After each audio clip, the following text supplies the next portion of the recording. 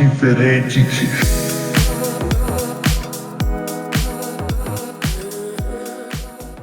Olá, caríssimos, caríssimas que acompanham o podcast Atitude Diferente. Sejam bem-vindos, bem-vindas mais uma vez a este podcast que traz para vocês sempre temas que consideramos de relevância para a nossa capital. E aqui conosco, Evandro, da Atitude Diferente. Seja bem-vindo. Muito obrigado pelo convite. Bem-vindo, Evandro. Te agradeço sempre pela oportunidade de estar aqui com você. Pela oportunidade que você não pode recusar, lembrando, né? E não posso faltar também, né? E não pode faltar. Senão não acontece o podcast. E temos hoje, né, Evandro, uma convidada especial com um assunto da maior especialidade, né? Estávamos aqui um pouquinho conversando com essa pessoa ilustre que já vamos apresentar para vocês. E quanta coisa maravilhosa, quanta coisa bacana ela tem para nos informar. É a Marinete Pinheiro. Seja bem-vinda, Marinete. Obrigada pelo convite. Nada. Obrigado, nossa. Quem nos premiou com essa ilustre presença é o Evandro. Mas antes de apresentarmos a Marinete, me diga lá, Evandro, como que você encontrou a Marinete aqui no nosso estado? Como que se deu o conhecimento dessa pessoa extraordinária aqui no nosso município de Campo Grande? Eu comecei sendo fã dela para começar. Oh, que legal! Eu assisti um outro podcast com o pessoal do interior, né, uns dois irmãos estavam entrevistando. Primeiro eu digitei no YouTube, né? Cinema em Mato Grosso do Sul. E aí apareceu a Marinete, dos links apareceu a Marinete nesse podcast. Aí eu peguei e fui assistir. Eu também sempre interessado por filme, cinema, produção. Eu sou aquele cara que assiste o filme e depois gosta de ler tudo que vem depois do filme. Né? Produção, quem produziu, quem dirigiu, quem fez a fotografia. Tudo isso eu gosto do filme. Muito bom. Eu estou perguntando, Evandro, tá? Você não me leve a mal, Marinete, mas é justamente porque, por ignorância minha mesmo, né? Eu não conheço ninguém que é da área do cinema, né? Dessa área específica aí da nossa cultura brasileira. E então, quando você falou que nós teríamos como entrevistada uma cineasta, né? Falei, poxa vida, uma cineasta aqui no nosso Mato Grosso do Sul, no nosso município, em Campo Grande. O que foi mais estranho ainda foi o seguinte, assim, aqui nada, ela falou um negócio interessante do podcast que eu assisti, o primeiro podcast que eu assisti dela, ela falou assim, o não você já tem uma porta, o não você já tem, vai buscar, não é? Como é que você fala, Marinete? O não, na verdade, assim, de trás de uma porta, você tem um sim ou um não.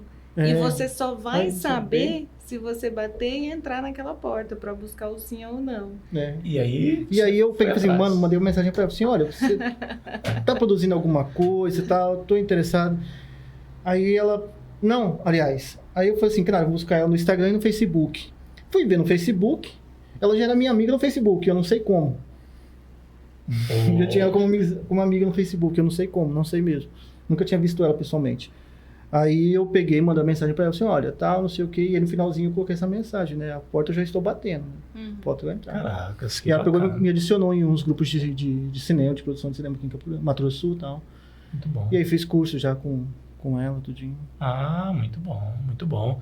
Então, e aí, assim, a minha admiração, né? E todos aqui que nos acompanham sabem que gostamos de trazer pessoas de atitude diferente, né? Que é aí o nome da associação Atitude Diferente.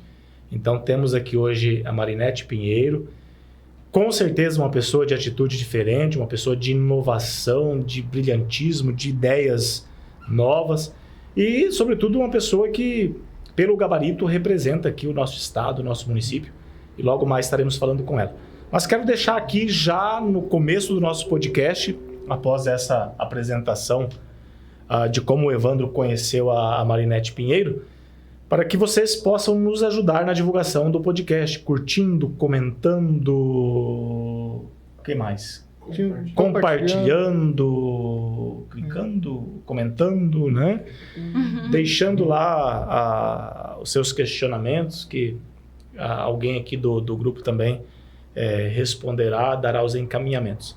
E agradecer também aqui o Leandro, que está aqui conosco, por trás dos bastidores, sem o qual o nosso podcast não acontece. Deixar o nosso abraço para o Galindo, né, que é o grande aviador aqui do nosso podcast, que hoje está trabalhando e que não se faz presente. Abraço nosso, Galindo. E, Evandro, eu passo então a palavra para você, para que você possa apresentar melhor a Marinete, né, Pinheiro, ou permitir que ela se apresente. Então está com você a palavra. Eu gostaria que então que a Marinete, né, falasse de onde que ela veio, se é daqui de Campo Grande mesmo, o bairro que ela cresceu. Eu, na verdade, eu nasci na fronteira, em Aral Moreira, né? Meus pais vieram de Minas aí com a criação do Estado Novo no final dos anos 70 e foram parar ali naquela região de, né, Ponta Porã, Aral Moreira, Sangapuitã. E eu vim para Campo Grande com 4 meses de idade, né? Eles acabaram se mudando para a capital depois da criação do Estado Novo. E eu morei a vida toda na periferia, né? Morei na região ali do Alves Pereira, do Terminal Guaicurus, por ali. Onde eu moro hoje. Onde eu moro hoje. Naquela região ali. Eu cresci, inclusive, meu pai mora ali ainda, no Alves Pereira. Vim de uma família, assim, de 6 homens e 3 mulheres, né? Somos uma família bem grande, assim, de 9 filhos. E meus pais eram produtor rural, né? Minha mãe, dona de casa. E eu fui, dessa minha família, eu fui a primeira a fazer uma faculdade, assim. Fiz primeiro jornalismo, me formei em jornalismo aqui em Campo Grande, e depois eu fui para fora do país estudar cinema, né? E voltei para Campo Grande porque também nessa escola onde eu estudei cinema, ela foi criada com uma ideologia muito linda, assim, que foi de oportunizar as pessoas que não tivessem a oportunidade de estudar cinema. Então ela foi criada com essa ideologia, assim, dos 3 mundos, que era África, América e Ásia. E eu fui uma das 5 brasileiras, que eles selecionam 5 brasileiras todos os anos, e eu fui uma das 5 em 2009 a entrar pelo processo seletivo de fazer uma prova para estudar cinema, e era uma coisa assim que eu nunca imaginava na minha vida, né?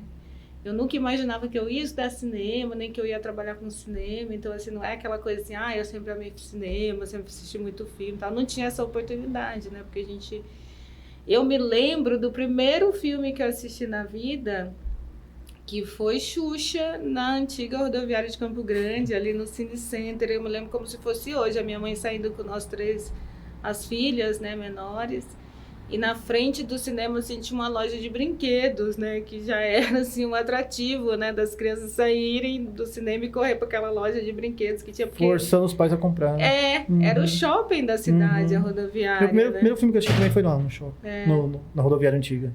No Cine Center. Então eu me lembro, assim, de ter assistido Xuxa naquele cinema, e eu era muito pequena, assim...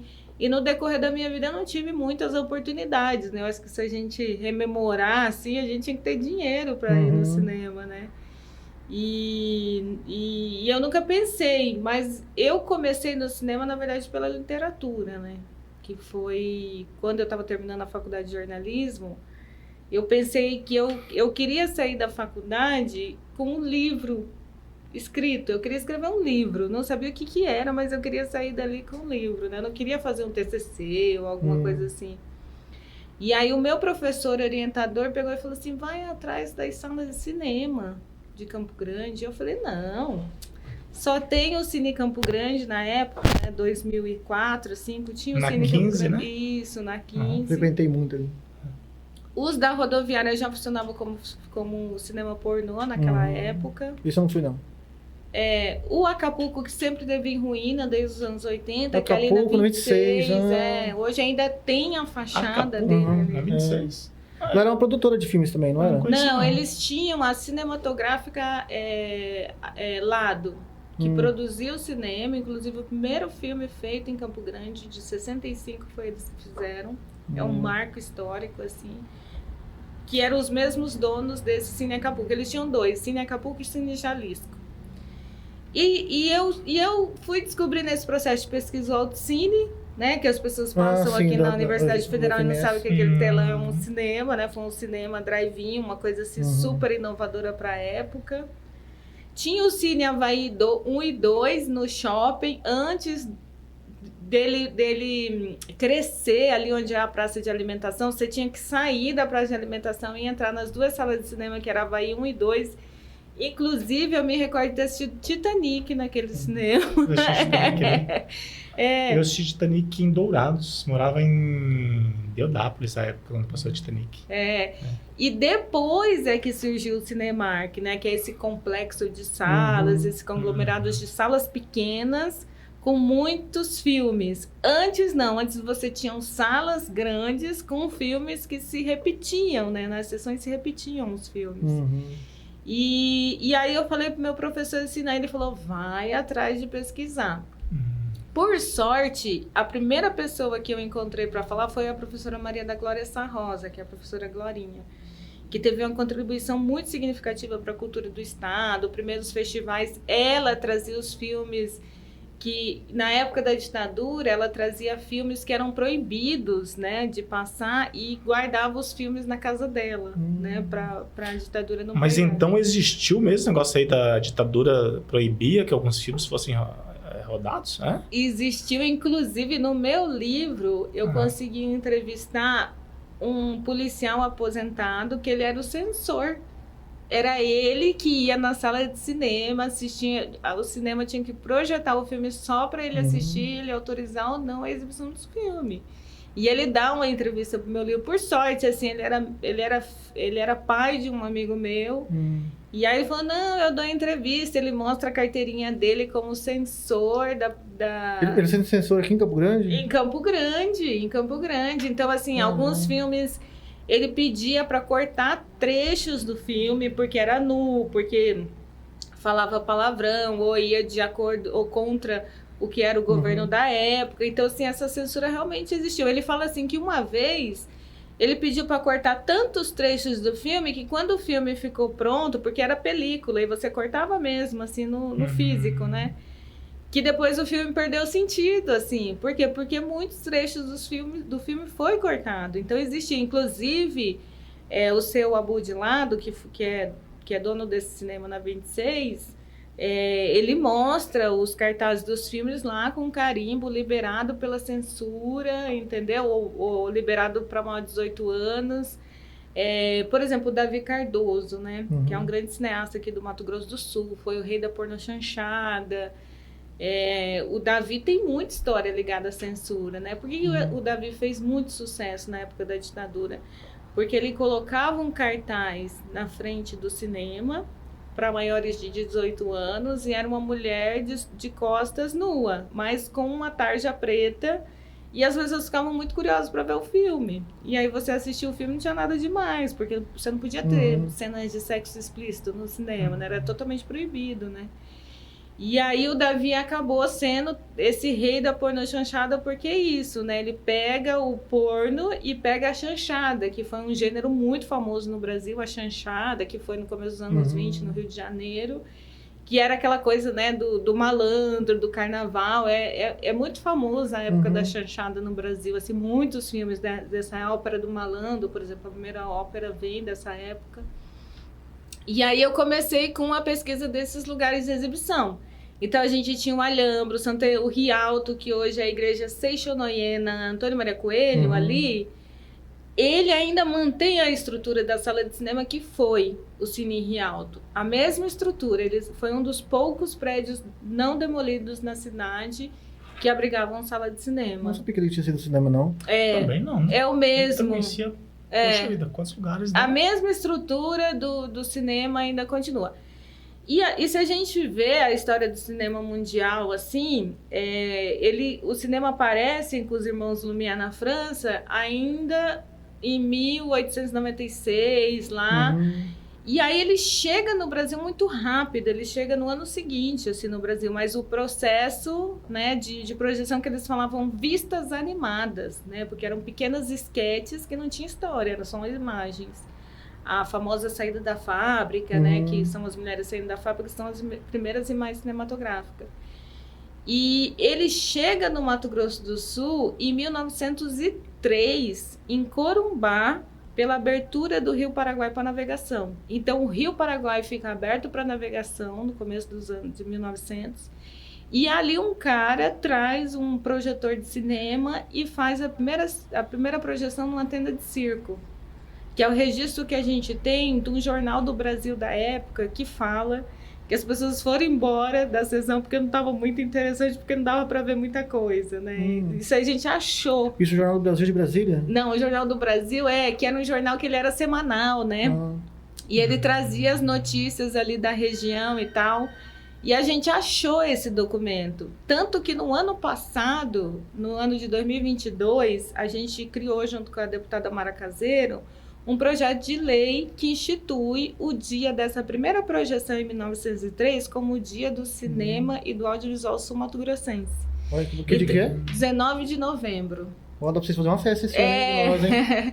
Dia 19 de novembro é considerado o dia do cinema e é uma lei que foi criada em 2022, foi aprovada na Assembleia e tal, e foi uma proposição minha, que eu falei, Mara, vamos criar o dia do cinema, do audiovisual. Ela falou, vamos. Aí quando ela falou, vamos, aí eu falei, ai meu Deus, eu vou ter que pesquisar para achar esse dia, né? Esse histórico você pesquisou, tem um livro, tem um TCC, o que é que você... É um livro? Isso, são 2 livros, um é de 2008, que chama Sala de Sonhos, Histórias do Cinema de Campo Grande, e aí é um recorte de Campo Grande só, que eu vou falando com todas essas pessoas que eram lanterninha, o projecionista, as pessoas que faziam sessões de cineclube. Nossa, você foi longe, então. Fui. O pessoal tudo já idoso. E aí foi muito lindo, porque... E aí depois eu fiz no Estado. Em 2010 eu publiquei o 2º volume, que aí é a história dos cinemas de Mato Grosso do Sul. Então, todas as cidades no Estado, criada até os anos 80, tiveram uma sala de cinema de rua. Por quê? Porque a televisão, ela surge nos anos 50. Antes da TV só tinha cinema. E o cinema chegava no trem. E ela se popularizou no final dos anos 70. Que ela começa a entrar na casa das pessoas e tal, nos anos 70.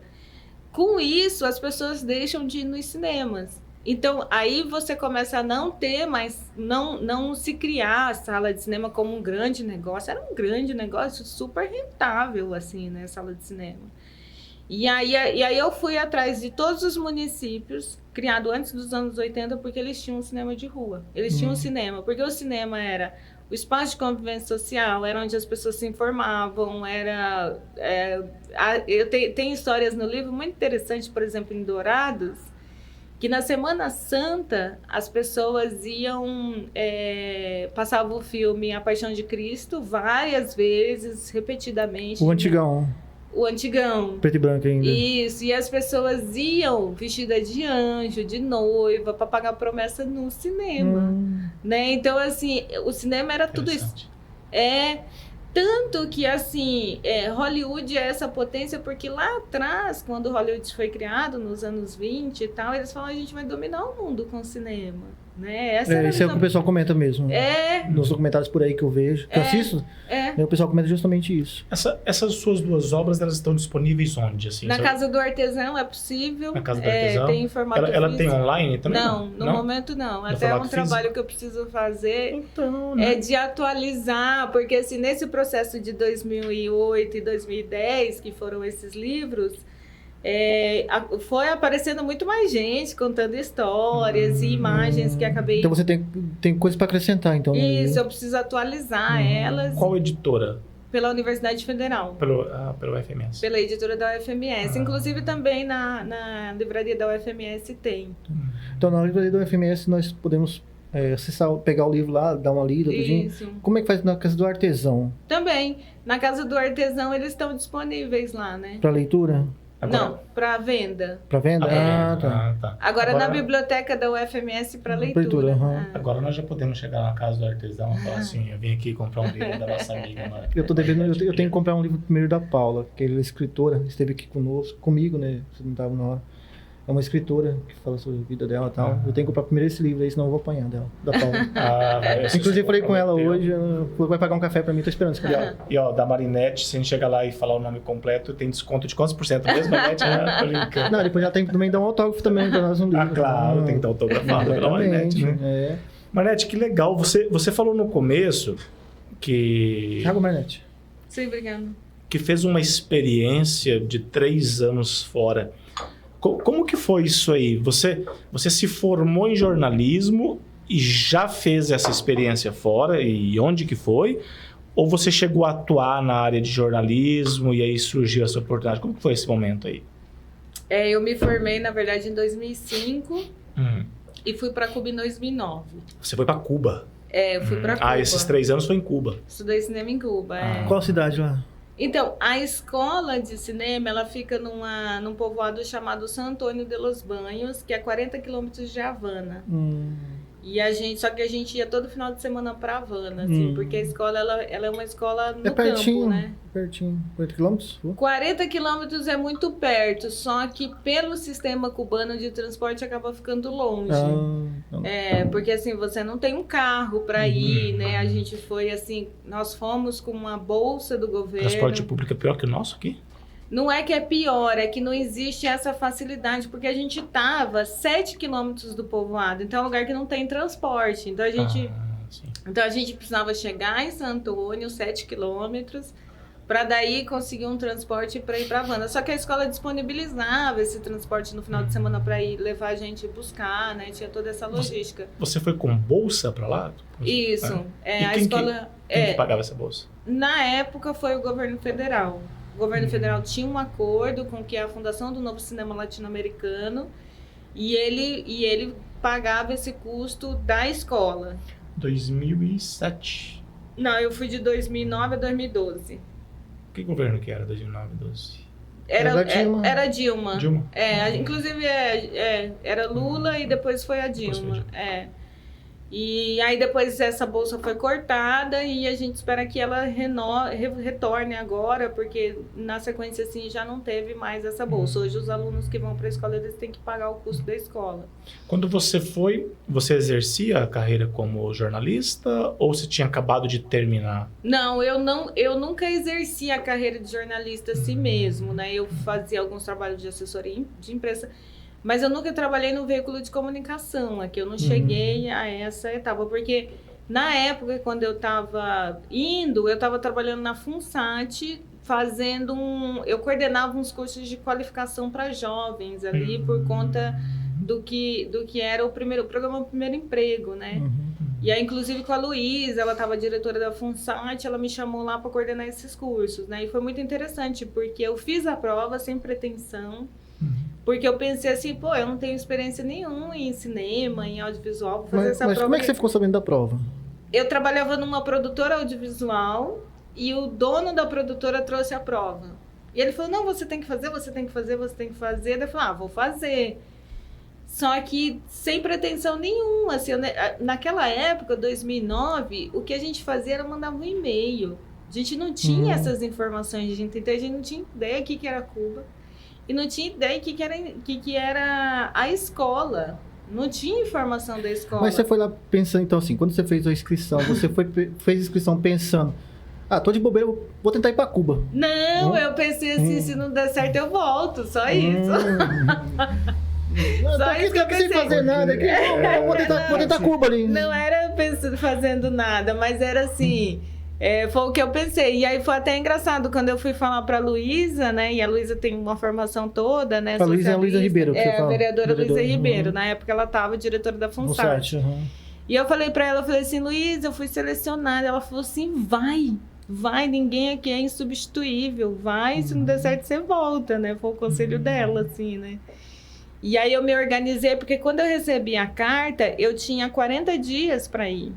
Foi muito rápido, assim, né? Você tem 40 dias para se organizar. E na época, realmente, o governo federal dava a passagem de ida no primeiro ano e a de volta daqui 3 anos. Misericórdia. E aí a gente conseguiu se organizar e tal. E outros 4 meninos do Brasil foram junto comigo, né? Porque eram 5 alunos por ano. Daí a gente começou a trocar e-mail, se comunicar e tal. Você era a única menina? A única menina, é.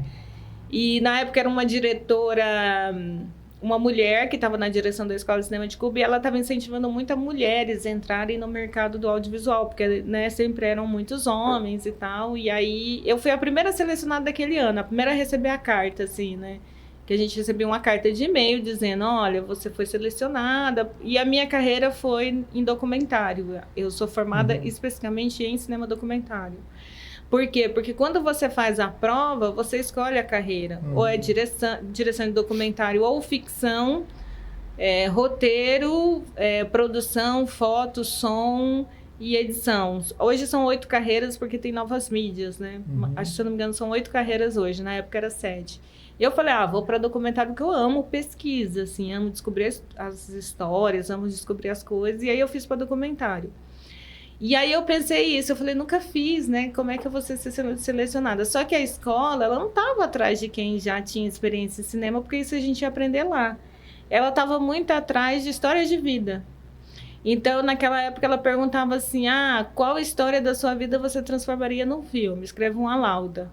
E era assim, alguns clássicos do cinema você tinha que conhecer. Por quê? Porque ela falava assim, entre esses 3 clássicos do cinema mundial, aí escreva sobre um deles. E eu trabalhava nessa produtora de vídeo e o dono da produtora, ele tinha ido para a União Soviética. E ele tinha muito cinema russo na casa dele, que era uma loucura, assim, em fitas de VHS. Aqui em Campo Grande? Em fitas de VHS. E eu e o editor, que fazia um programa semanal lá, a gente ficava lá de bobeira, né? E a gente assistia aqueles filmes russos, né? Colocava aquilo lá no VHS e assistia aqueles filmes. E por muita sorte, entre os filmes que eu assisti, um deles estava na prova, que é o Encoraçado Potemkin e Outubro, que são 2 clássicos do cinema russo, assim, né? Por exemplo, o Encoraçado Potemkin, o Eisenstein, ele que traz essa revolução da montagem do filme a partir do som. Então, antes, você não pensava na montagem a partir da trilha sonora, e ele faz essa revolução no cinema, né? E até se você procurar coisas sobre o cinema russo, você vai ver como que os Estados Unidos, tem até assim um filme que fala sobre isso, fala assim, não, a gente não vai conseguir chegar perto do que aqueles caras fazem. Por quê? Porque a União Soviética ficou tão fechada que os caras tinham que criar por eles mesmos. Então, eles revolucionaram muito a arquitetura, vários setores, a Rússia revolucionou porque ela estava fechada ali dentro dela, né? Por conta do sistema soviético. E ele tinha ido, e a gente, e aí aí assim, a escola selecionou por isso, né? Não pela experiência de cinema, mas pela experiência de vida. Eu não entendi essa revolução aí, porque o cinema até então, ele partia do quê, então? Da história? Não, porque a revolução assim... se deu... porque assim, a gente tem várias fases do cinema, né? Então, assim, por exemplo, se você assistiu Chaplin, por exemplo, você vê que o Chaplin, ele teve uma resistência ao som. Quando chegou ao som no cinema, o Chaplin falou, não, isso não vai dar certo. Né? Ele falou, não vai dar certo. Tanto que ele insistiu. Por quê? Porque no cinema mudo, você vê que os atores, eles precisam atuar muito. Eles precisam realmente atuar. Se você percebe, porque ele não tem a fala, você tem ali os letreiros que entram e tal. O Chaplin, quando veio o cinema, que foi uma revolução, isso também altera a questão das salas de cinema que eu trago nos meus livros e tal, essa mudança, né? Ele fala, não, isso não vai dar certo, não vou fazer esse cinema falar, ninguém vai falar no meu filme, não. Ele continuou fazendo cinema mudo. O filme que ele fala é O Grande Ditador. Que é o último dele. É o último dele. E aí ele fala. Então, assim, a gente tem várias fases do cinema e a revolução que eu falo do Eisenstein fazendo, o processo de montagem do filme, quando você dá ritmo às imagens a partir da trilha sonora. Então, assim, hoje, por exemplo, se você pega um filme, vamos dizer assim, do cinema brasileiro, do Glauber Rocha, né? Que é, por exemplo, Deus e o Diabo na Terra do Sol. São planos super demorados, maravilhoso. Só que a gente não tá mais nessa dinâmica do cinema. A gente tem planos de segundos ali, né? Você vê o corte, é tudo muito rápido, assim. E aí a gente, hoje, pra gente é um exercício, por exemplo... Então, pra quem não entende muito de cinema, quer ir lá pra poder assistir, pra poder se entreter, se vai assistir esse filme do Glauber, ele é cansativo, se torna cansativo pra quem não tá interessado e tal. Se torna chato, entendeu? Tanto esse plano ser longo, né?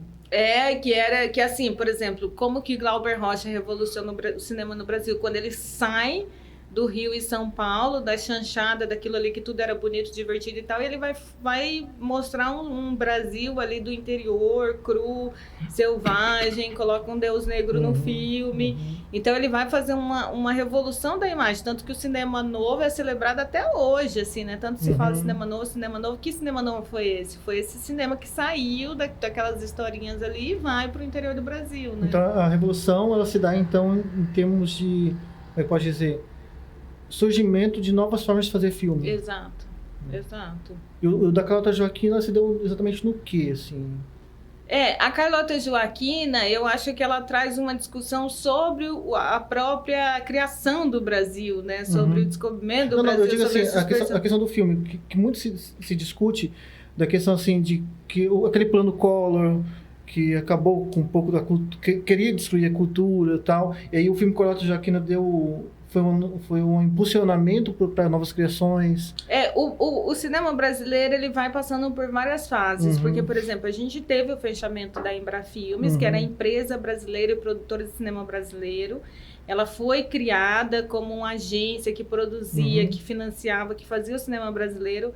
Com a época Collor, essa Embrafilmes é fechada, né? Na época da ditadura, na verdade, ela é fechada. E aí, ela é retomada como Agência Nacional de Cinema. Então, ela vem com a Ancine, que é essa agência reguladora da atividade hoje no Brasil. Então, ela é uma agência reguladora como a Anatel, como a Anvisa, como outras agências reguladoras. Então, assim, é uma agência que funciona, de certa forma, ela é estatal, né? Ela é do governo federal, só que ela tem uma autonomia, inclusive uma autonomia financeira. Então, a atividade, você fala assim, nossa, mas agora está tendo mais filme brasileiro, a gente está... Então, isso tudo é fruto de política pública, né? É de lei que incentiva a cota de telas nos canais de TV por assinatura. É a lei de cota de tela nas salas de cinema, que são conglomerados estrangeiros. Todos os cinemas aqui de Campo Grande, os 3 que a gente tem em shopping, são conglomerados estrangeiros.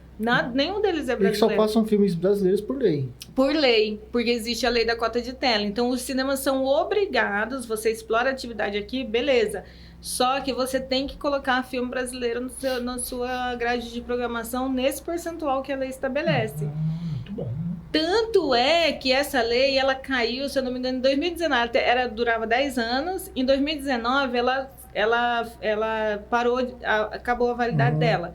Naquele ano, teve um filme desses de super-herói, que eu não me lembro o nome, inclusive a Folha de São Paulo escreveu sobre. Os Vingadores? Acho que foi Os Vingadores. Guerra Infinita, se não me engano, que foi em 2019. No começo de 2020, porque a lei caiu em 2019, 31 de dezembro, em 2020... Eles colocaram esse filme em 99% das salas de cinema no Brasil. Eles dominaram todos os cinemas. Daí os produtores brasileiros ficaram enlouquecidos, Mas eu entendo. Ficaram enlouquecidos. Não, porque... Não, mas aí você vê um domínio dessa linguagem, e tem a ver com questão financeira. Principalmente porque as salas de cinema... Ela não é o ingresso, ela é a pipoca, ela é a bombonier, enfim. É uma arrecadação que eles têm muito grande desses espaços de cinema. Então, aí agora, daí depois, né, teve toda uma luta aí do movimento de cinema brasileiro e tal, as empresas produtoras e tal, que fizeram a lei voltar ativa. Então, você tem cinema brasileiro na sala de cinema por conta de uma lei. Mas interessante, né? Uma lei feita com prazo de validade, é isso aí mesmo?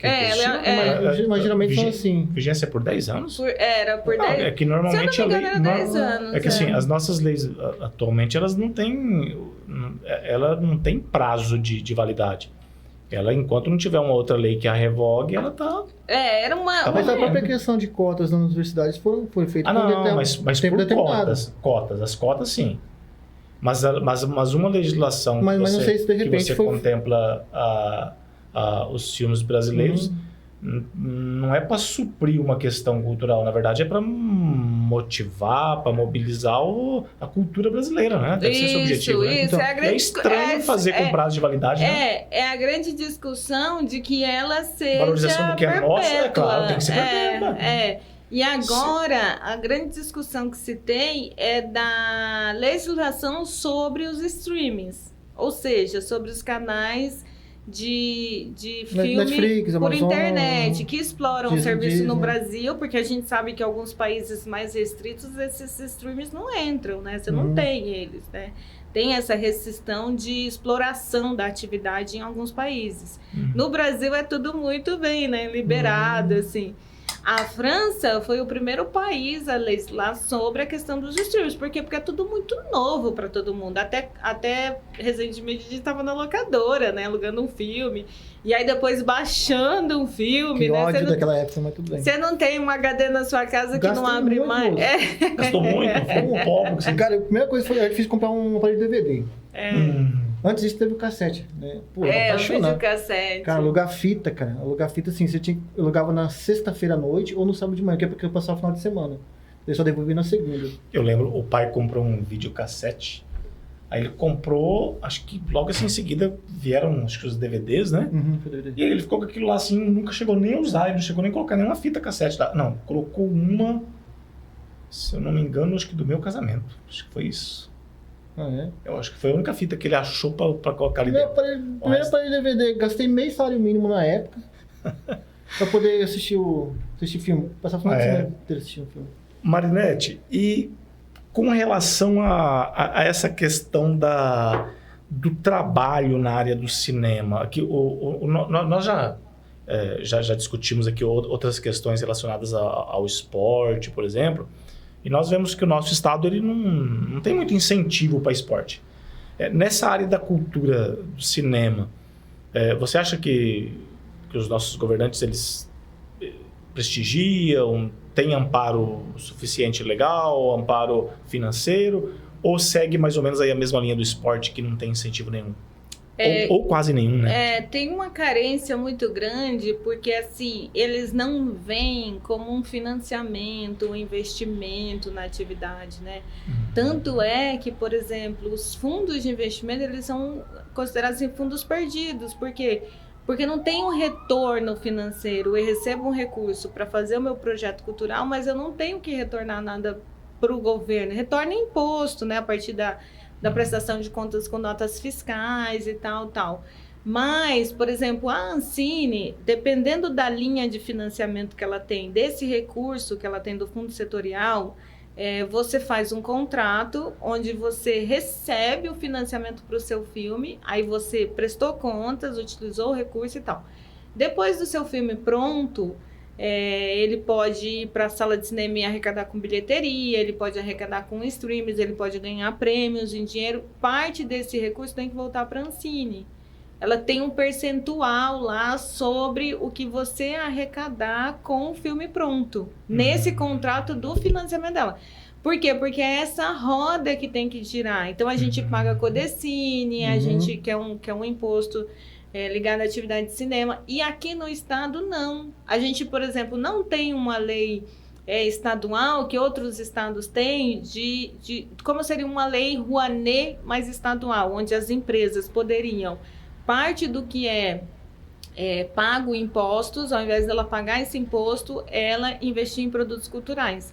Outros estados têm leis estaduais para isso, né? Tem incentivos estaduais nesse sentido. Só que aqui não, aqui são todos editais públicos e o que a gente vê assim é muito investimento que eles fazem em eventos, em shows, né? Então assim, a atividade audiovisual não é uma atividade prioritária.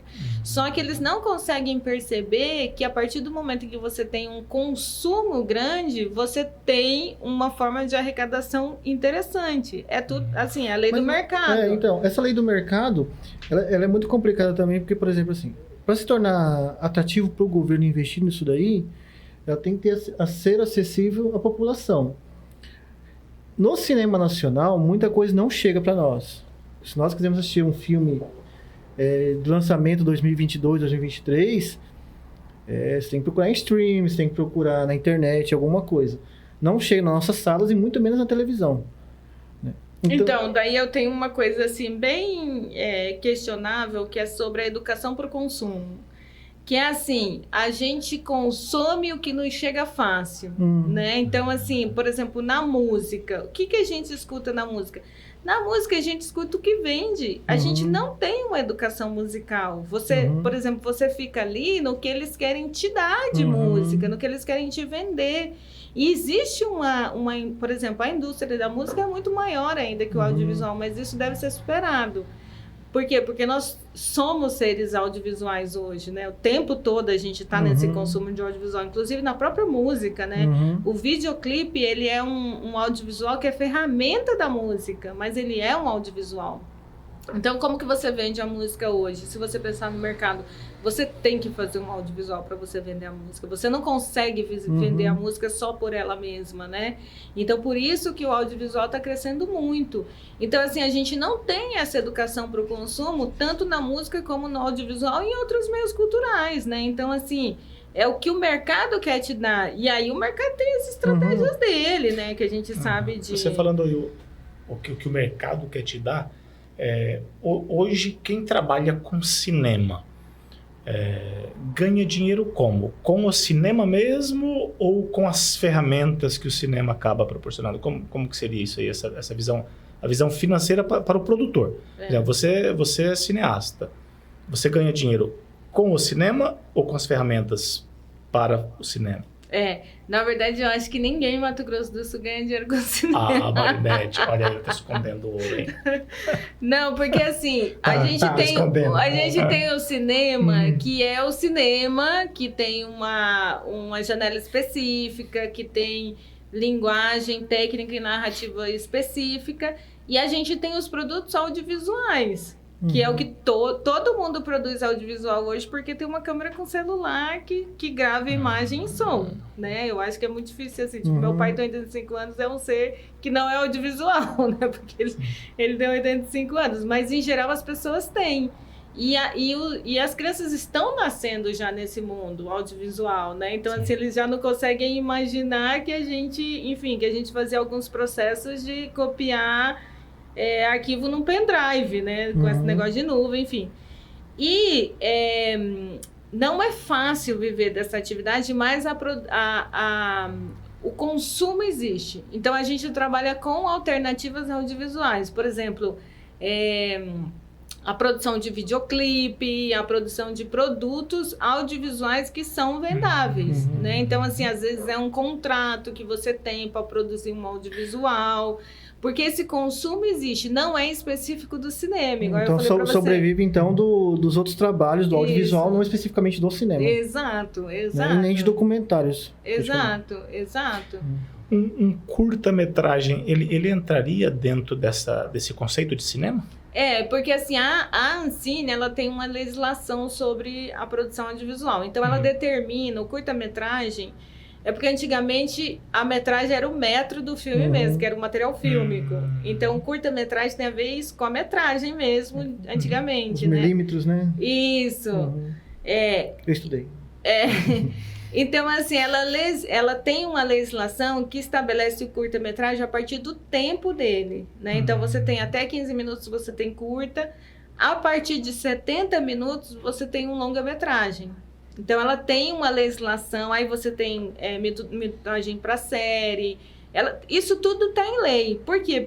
Porque tudo isso está em lei. Por quê? Porque quando ela cria um edital, ela fala assim, não, tá tudo dentro do que é isso da lei que determina as questões audiovisuais no país.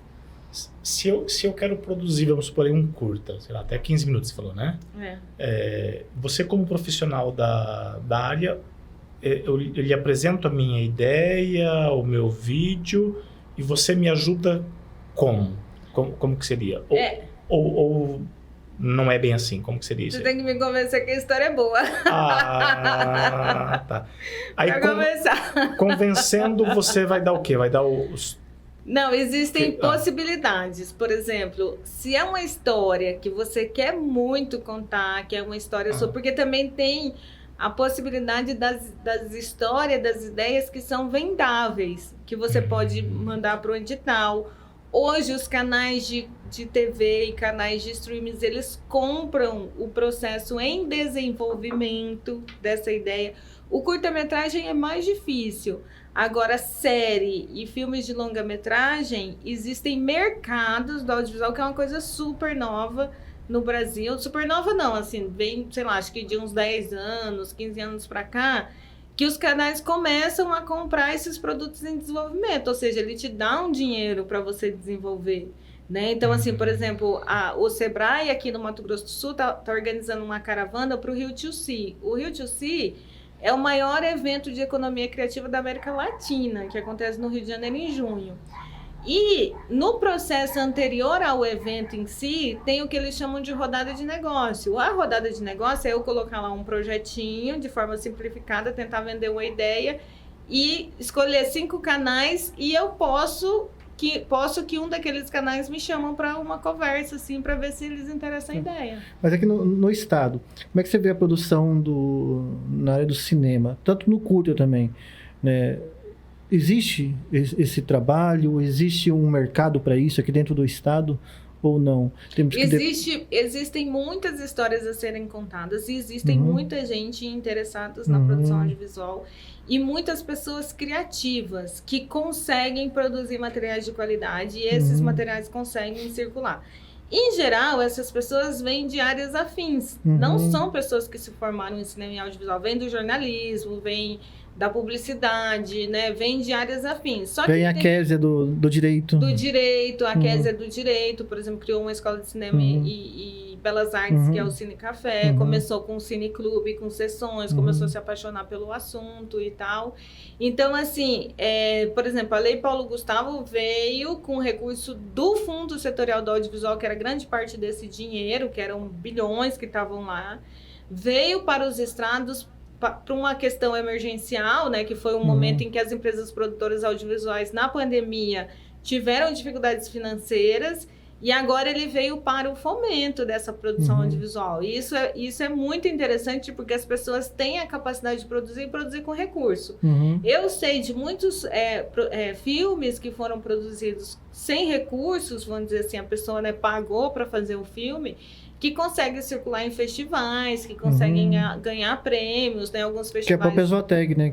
Isso, a Larissa Zoateg é uma produtora de cine de terror, daqui de Campo Grande, né? Ela é uma professora, mas ela é muito apaixonada por essa questão desse tipo de filme, que é um filme de nicho e tal, mas que ela conseguiu ganhar prêmio, ela conseguiu, hoje ela está disponível no Amazon, né? As pessoas podem assistir o filme dela lá no Amazon, né? Ela foi a primeira pessoa no Mato Grosso do Sul a entrar no canal de streaming com o filme. Depois me manda, Evandro, eu quero conhecer. Legal. Não, beleza. Vamos tentar trazer ela aqui e também. Um filme de qualidade, assim, né? Não, qualidade, eu não sei direção de arte, né? A fotografia é maravilhosa, o roteiro, atuação, muito bom. Muito bom os filmes dela. Né? Então, mas assim, o que te leva? Assim, cara, vou fazer curta-metragem. Assim, a pessoa vai pensar, pô, mas eu não vou estar numa tela de cinema. Raramente eu vou aparecer na televisão. No máximo no YouTube. Vocês estão vendo só o lado da janela, assim, né? Exato. Onde é que mas, pra assim, quem é leigo, pra quem é peão mesmo, assim... Pelo meu processo de formação, assim, que eu falo assim, que eu fui para a escola aprender cinema, mas eu fui muito para a escola para aprender sobre a questão do poder da imagem e sobre a vida e empatia pelas pessoas, né? Então, quando a gente estava na escola de cinema, a gente era muito provocado, assim, quem é você para pegar a história de uma pessoa e transformar num filme, porque essa história passa a ser a história da vida daquela pessoa. Então, você tem uma responsabilidade muito grande sobre isso, assim, né? Sobre contar a vida dessas pessoas. Nos processos de filme que eu fiz até hoje, que a minha especialização é em cinema documentário, por exemplo, A Dama do Rasgueado, que é o filme sobre a Delinha, Bete Betinha. Agora, recente, eu fiz sobre a história dos lambes que ficavam na Praça Ari Coelho, né? Que é os fotógrafos Lambi-Lambi, é o meu último filme.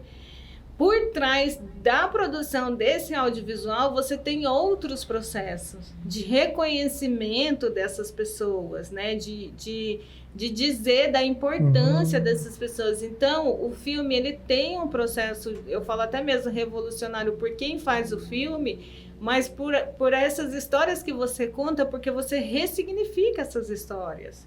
Né? Você passa a dizer outras coisas muito mais interessantes sobre esses personagens ali... que eram, assim, eles eram anônimos, né? E é isso que te dá motivação, te dá prazer. Te dá... Eu nem quero... não é lado comercial. Não é lado comercial. Não é, porque, por exemplo, do Lambe, olha o que aconteceu. A gente fez um anúncio nas redes e nas TVs falando que a gente estava atrás das fotos das pessoas que fizeram lá na praça. Que a gente ia montar uma memória coletiva desses... E aí a gente encontrou 3 deles vivos.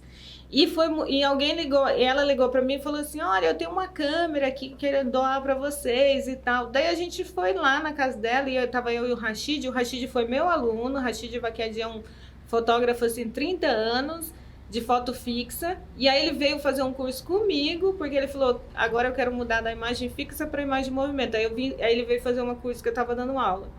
E depois ele virou meu parceiro para fazer esse filme. Ele co-dirigiu comigo esse filme, era meu aluno. E aí a gente foi lá, daí eu cheguei lá, falei, vim, a dona Antônia falou pra gente vir pegar um lambe aqui e tal. Ele falou assim, sim, tá aqui. Ela saiu, mas tá aqui. Aí ele falou assim, foi me entregar e falou assim, nossa, eu trabalhei demais com um negócio desse aí. Aí eu falei, quê? Ele falou assim, eu trabalhei 30 anos na praça fazendo foto. Eu falei, nossa, é atrás de você que eu tô. Você é meu personagem. E aí a gente faz a entrevista com ele. E ele indica onde estão os outros 2. E aí a gente vai atrás desses outros 2. Um tinha sofrido um AVC, o outro estava com uma demência. E foi muito emocionante assim que a gente chega com aquela caixa na casa dele. E ele fala assim, onde que você comprou? Porque eu estou precisando comprar um para mim, para eu voltar para a praça. Porque ele estava no processo de demência e ele estava achando que ele podia voltar hoje para o Praça Aricoelho para continuar fotografando como era a foto lambe-lambe.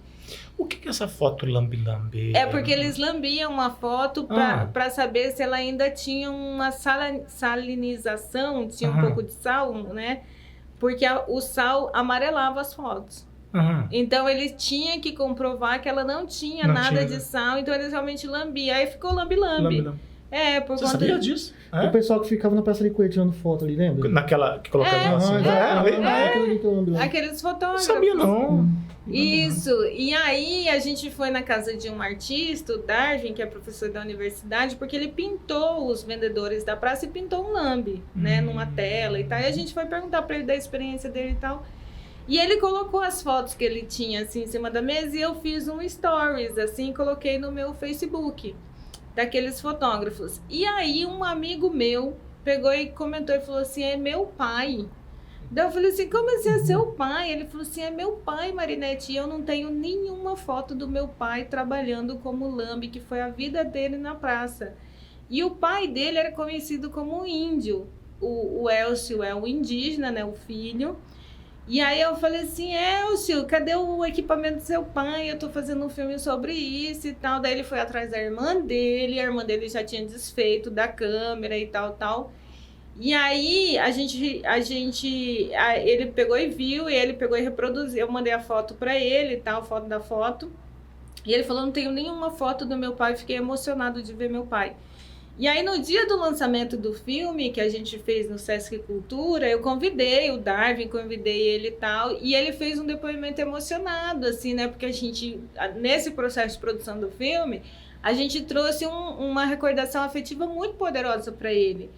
E o pai dele não era só um fotógrafo de lambe que trabalhava na praça. Ele era uma pessoa muito importante na comunicação entre quem morava na cidade e morava na aldeia, porque passava na praça e deixava os recados com ele, por conta da dificuldade de comunicação.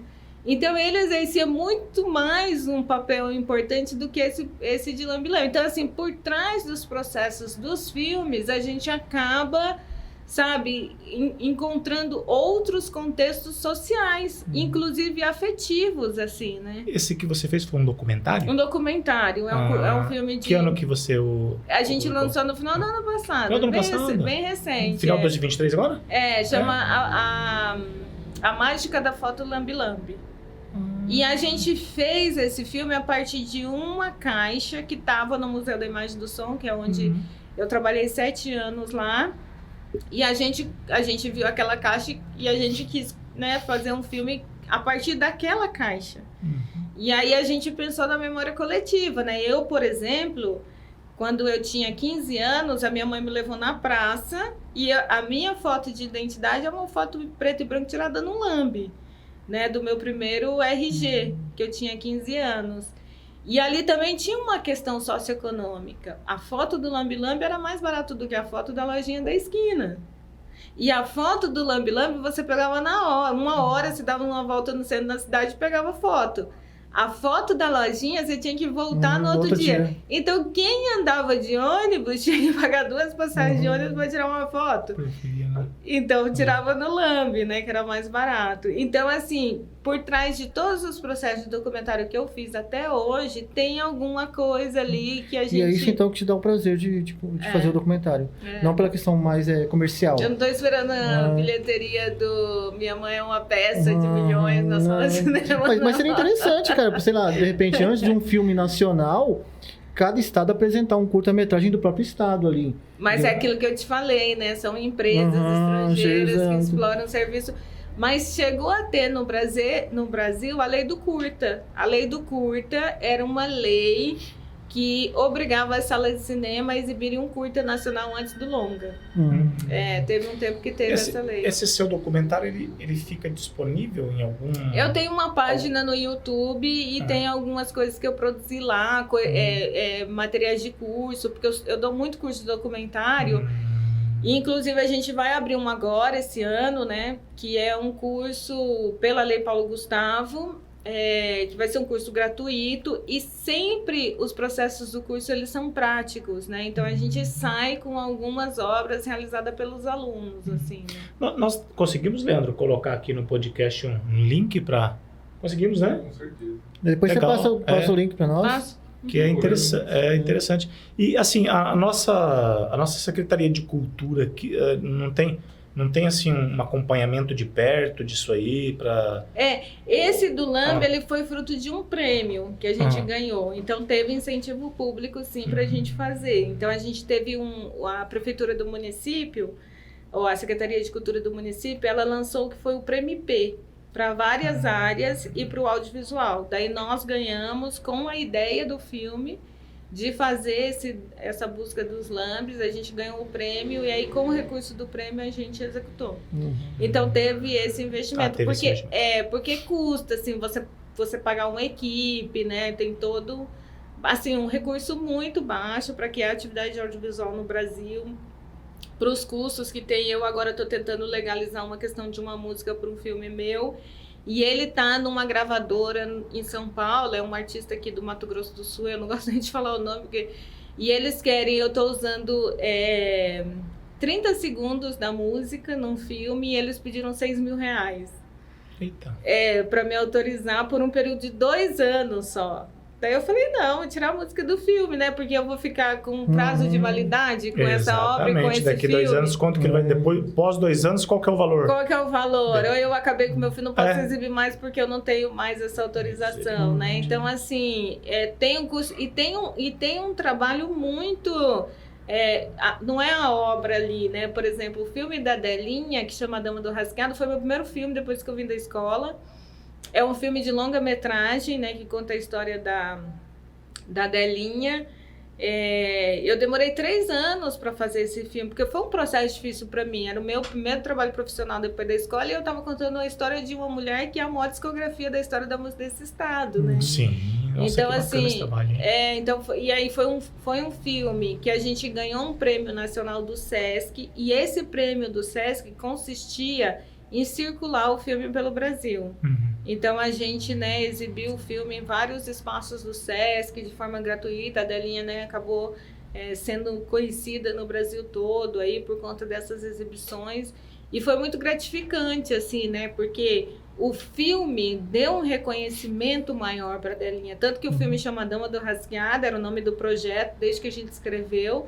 E depois do filme, era muito engraçado, porque as notícias apareciam a Dama do Rasgado, né? Ela virou, né, um nome, assim, a partir do filme. Fora isso, teve um reconhecimento, inclusive financeiro, assim, da carreira dela, né? De reconhecer e ver que a partir da história do filme, ela é a detentora da maior discografia do estado, né? Ela é o grande nome da música. Ninguém vai bater 32 dias e só cantando músicas próprias, né? Eles não faziam músicas de outros artistas. E você, no caso, ficou uma produtora disso aí, né? Diretora. Diretora. Mas assim... Tem diferença diretora e produtora? Tem, é muito diferente. É muito diferente, porque quando você vai fazer o processo de produção, porque é você organizar planilhas, horários, agendar, fazer uma interlocução entre equipe e os personagens, enfim, nos processos de produção. Eu acabo produzindo muito dos meus filmes, mas eu contrato pessoas para trabalhar comigo também. E aí eu faço o processo de direção. Mas quem estava à frente de todo esse trabalho é você, a diretora. Tá. E, por exemplo, um trabalho igual esse que você fez para Delinha. É Delinha ou Delinha?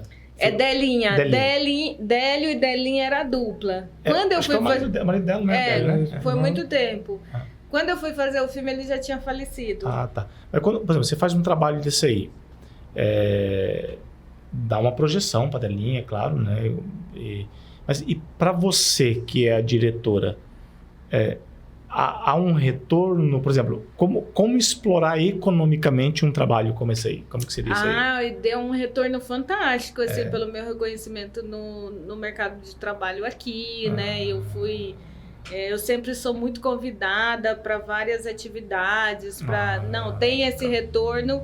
E aí você tem, por exemplo, num edital, você tem um filme premiado, você pontua muito mais, né? Nessas concorrências. Corremos o risco de perder você para São Paulo, Rio de Janeiro? Não São Paulo, né? Mas assim, eu acho que eu não tenho interesse nenhum de ir para São Paulo ou Rio de Janeiro, mas eu penso em voar um pouco, assim, né? Então, assim, eu tenho... projetos... Perdemos assim... você para Pernambuco, então. Pernambuco vai pegar. Pernambuco? O Pernambuco tem muita produção. Tem muito. Ceará. Eu acho o Pernambuco o estado... Mas você tem projeto para fora assim? Pode estar? Não, eu penso assim, eu tenho muitos projetos aqui para realizar, né? Eu estava falando antes de começar. Eu fiquei 7 anos no Museu da Imagem do Som como gestora pública, coordenando o Museu da Imagem do Som, que é uma instituição pública do estado. Fui convidada lá, fiquei 7 anos.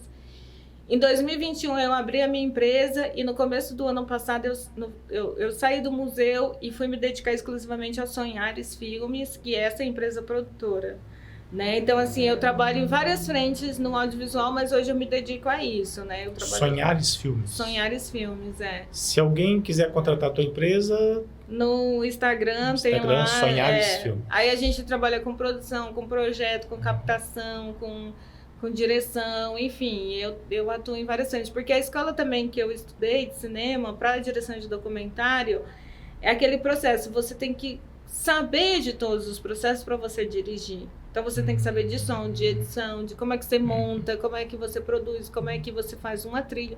Então eu aprendi todos os processos. Por exemplo, eu acreditava que eu ia ser autossuficiente de sair sozinha e filmar e fazer tudo e tal. Hoje eu tenho muito mais segurança quando eu tenho uma equipe comigo. Então, por exemplo, para mim é difícil eu dirigir e fazer câmera. Eu prefiro contratar alguém para filmar para mim.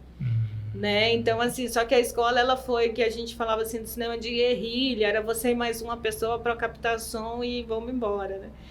E aí eu saí da escola com todo esse processo de aprendizagem, assim, eu fiz edição, eu fiz som, filmei em película na escola ainda, que a gente tinha câmeras de cinema em película. Então eu aprendi de todos os processos, porque era isso, né? Você tem que saber tudo para você poder dirigir um filme, né? A Sonhares Filmes é uma empresa, tem um espaço físico também? Não, hoje eu trabalho na minha casa, né? Porque eu não tenho mas tem que ter para produzir, tem que ter um espaço, por exemplo, aqui nós temos podcast, temos essa sala. Para a parte de filmes tem que ter também... A gente trabalha muito no processo de captação, assim, né? Então, por exemplo, a pandemia veio fazer uma revolução nas nossas vidas, né? Como é que a gente consegue trabalhar muito à distância, né? Mas a minha empresa tem uma sede e tal, que a gente, né, faz alguns atendimentos com hora marcada e tal, mas a gente trabalha muito com essa questão à distância mesmo, assim, por exemplo, o Lambi Lambi foi uma coisa que eu consegui montar totalmente à distância com o meu editor, assim, né? A gente conseguiu ali, por quê? Porque eu gosto muito, que é um trabalho que tem, que a gente chama de assistente de montagem, que é o cara que faz a decupagem do material filmado. Isso, quando eu estou fazendo documentário, eu gosto muito de fazer. Por quê? Porque eu gosto de assistir todo o material que foi filmado. Decopagem? Que é chato. Assim. O Muito que chato. significa decopagem? Então, eu não sei nem se tem uma tradução em português, se seria isso, mas assim, a gente assiste um material bruto e faz uma marcação da minutagem do tempo que interessa. Você escreve tudo que está acontecendo ali. Sério? Respirou, você colocou respirou aí. Hoje eu faço uma marcação mais simplificada, eu marco só o tempo que eu quero que usa.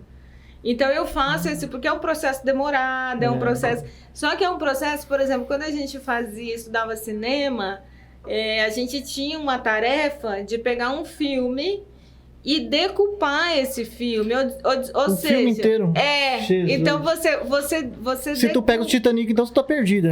Você decupa ele, porque você fala assim, aqui acontece a apresentação do personagem, aqui ele desenvolve, aqui tem o que é o clímax do filme. Decupar. Porque quando você faz esse processo de entender como é que esse filme... Ainda mais quando o filme tem uma montagem clássica, né? De começo, meio e fim. Então você tem a apresentação do personagem, um clímax, que é quando alguém morre, não sei o que, e desfecho, né? Isso a gente aprende muito em aula de roteiro, né? Porque a gente chama de bíblia de roteiro. Tem muita regra de produção de roteiro, de montagem e tal. Tem cursos disso.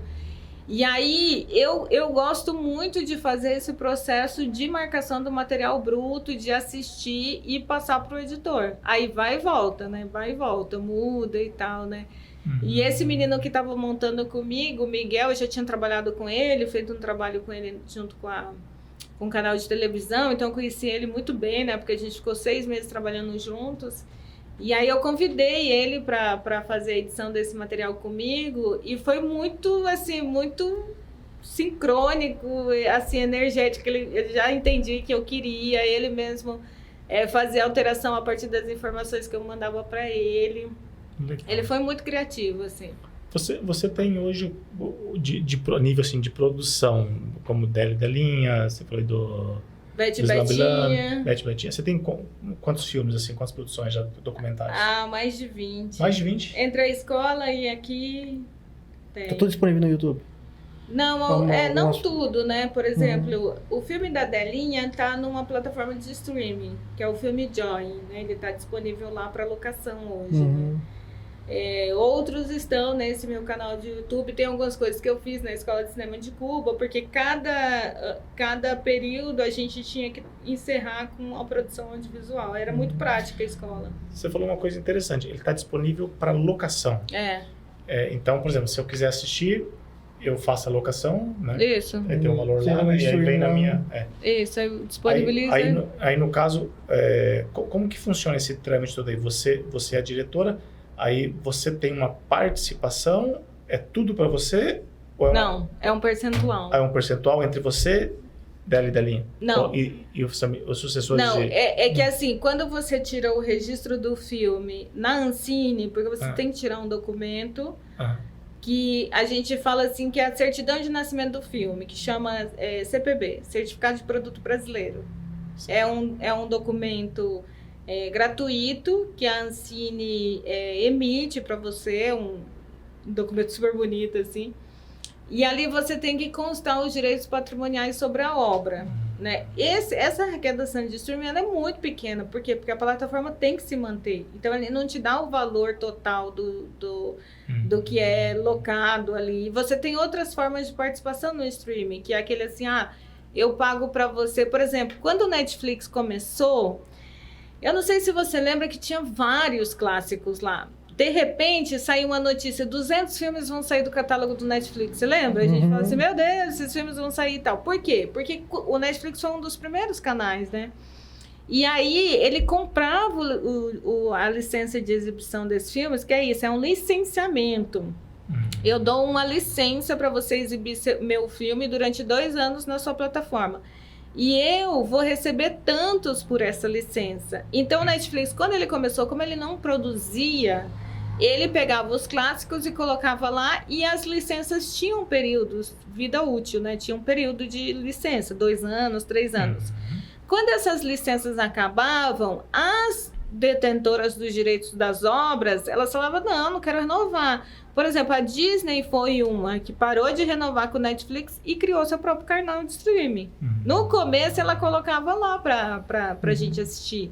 Aí, o que ela fez? Ela criou seu canal. Então, esses filmes saíam do catálogo. Hoje, a gente não tem mais essa notícia. Por quê? Porque o Netflix, ele produz.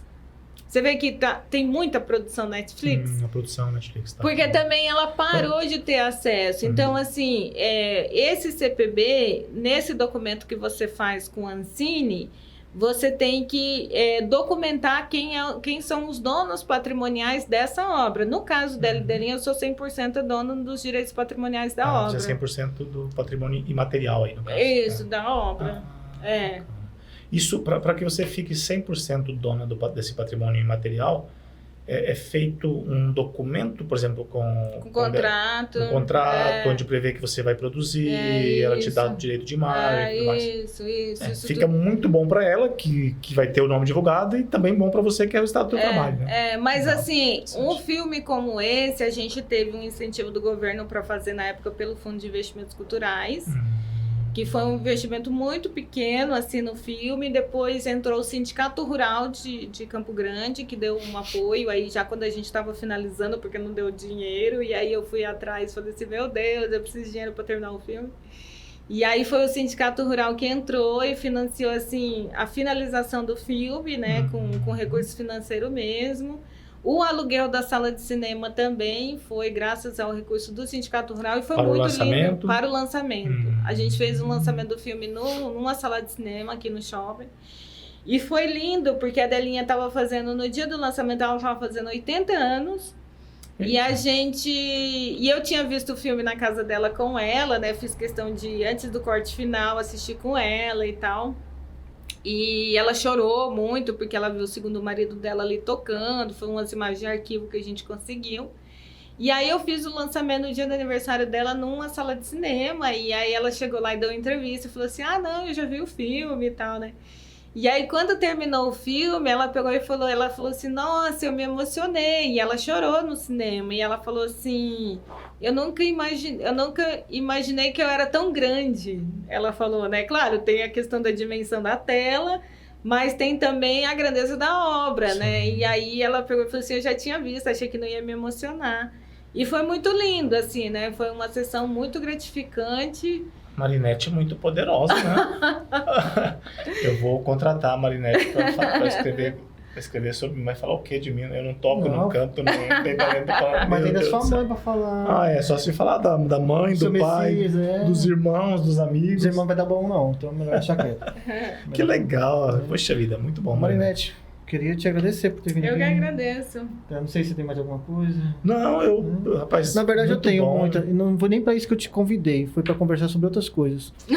Sobre parte cultural, sobre questão de carnaval aqui dentro do estado. Né? Eu fiz um vídeo sobre o carnaval. A história do carnaval de Campo Grande, que chama com o Felipe Silveira, né, gente? Esse ele me convidou para dirigir com ele o filme, que chama Ano Que Vem Tem Mais, o nome do filme. Já está produzido? Já, a gente lançou em 2022, também fizemos uma sessão no Autocine, foi bem bacana. As escolas de samba foram lá para assistir, foi muito lindo, assim, né, porque é tão difícil, né, a questão do carnaval, e aí a gente fazer um filme, né, que conta a história desse pessoal que luta para botar o carnaval na rua ali, né, então foi bem lindo. Eu depois de 20 anos voltei pro carnaval esse ano. Você tá bem carnavalesco, né? Então, assim, produções culturais dentro de Campo Grande, com nossas feiras, né, culturais que nós temos, na Praça do Preto Velho, algumas coisas e tal. Eu queria mais conversar contigo sobre isso. Mas aí não tem como fugir, né, cara? A gente é muito curioso, né, sobre a tua obra, sobre a tua carreira. Cinema tem assunto, você pode conversar com qualquer pessoa sobre cinema, pode. Mas eu queria muito te agradecer, sabe? A disponibilidade, o primeiro convite, você se disponibilizar. E, cara, muito obrigado mesmo, Marinete, né? Eu que agradeço o Sou convite. seu fã, te acompanho, né? Fico muito feliz. Conheci também, esses dias atrás, um cara que eu gostava muito quando era adolescente, que é um DJ. Né? Hoje eu tenho o Marcelo Cavaleiro. Antigamente ele falava como DJ Mafoca. Eu era fã desse cara quando eu era criança. E hoje eu conheço a Marinete. Mas muito obrigado mesmo, tá? Agradeço. E assim, esperamos mais contribuições suas para o audiovisual aqui dentro do estado. Obrigada. E que Campo Grande um dia se torne um grande produtor, o estado se torne um grande produtor do cinema, né? E que nós possamos valorizar e começar a assistir. Cinema eu não vejo que é só o Davi Cardoso, né? Claro que ele tem sua contribuição imensa, acho os filmes dele espetacular, hoje são filmes cult, né? Mas eu acho que nós temos que, sei lá, conhecer Marinete, conhecer outras pessoas dentro do nosso estado. Isso só reforça, né, Evandro, o que nós falamos, né? O objetivo do podcast é trazer pessoas com atitude diferente, né? A associação Atitude Diferente, ela tem esse objetivo, colaborar de forma diferente dentro da sociedade, através de cursos, de orientação, de educação, de mostra mesmo de pessoas que têm iniciativa, que fazem o novo, que vão atrás, que correm, que transforma poucos recursos em obras grandiosas. Então aqui o meu agradecimento também, tá? Eu que agradeço. Prazer enorme conhecê-la. Desejo que você possa continuar inspirada para cada vez mais contribuir com o nosso estado, com o nosso município. E se algum dia tiver algum projeto para fora, que não esqueça de falar que veio lá de Campo Grande e de Aral Moreira, né? Coisa boa demais. Jamais, né? A gente não perde as nossas raízes. Isso é bom, né, Marinete? Bom, da minha parte é isso. Nosso muito obrigado, abraço e reforçando aí o apoio de todos os nossos seguidores. Marinete, você tem alguma consideração final, alguma coisa que não perguntamos, que você considera que é importante dizer? Não, só para as pessoas seguirem lá, Marinete Pinheiro no bem. Instagram e também Sonhares Filmes, né? Para que participem dos cursos que a gente vai fazendo, para a gente fazer um intercâmbio maior por aqui. Legal. Os cursos serão divulgados no Instagram? Isso. Marinete Pinheiro? Isso, e Sonhares Filmes. Sonhares Filmes. Muito bem. Um grande abraço a todos. Obrigado. Tchau, tchau, Léo Litoral. Atitude diferente.